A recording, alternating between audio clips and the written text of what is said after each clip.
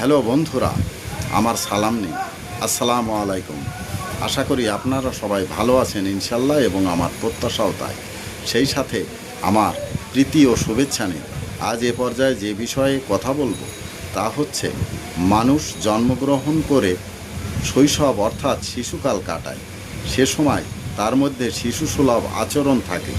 অন্যের সাহায্য ব্যতীত তার কোনো চলার শক্তি থাকে না।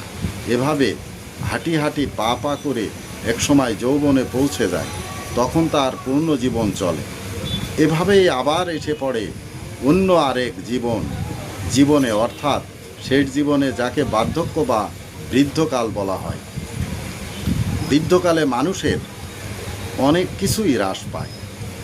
জ্ঞান বুদ্ধিই তার মধ্যে প্রধান। আর এই হ্রাসের কারণে তার আচরণ অনেকটাই শিশুসুলভ হয়ে পড়ে।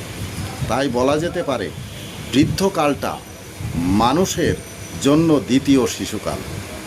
এ পর্যায়ে এখানেই রাখছি। ততক্ষণ পর্যন্ত সবাই ভালো থাকুন, সুস্থ থাকুন এবং নিরাপদে থাকুন।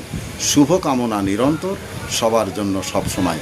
ধন্যবাদ ফেসবুক মেটা, ধন্যবাদ সকল বন্ধুসহ সবাইকে। আবার দেখা হবে অন্য কোনো ভিডিওতে। আল্লাহ হাফেজ।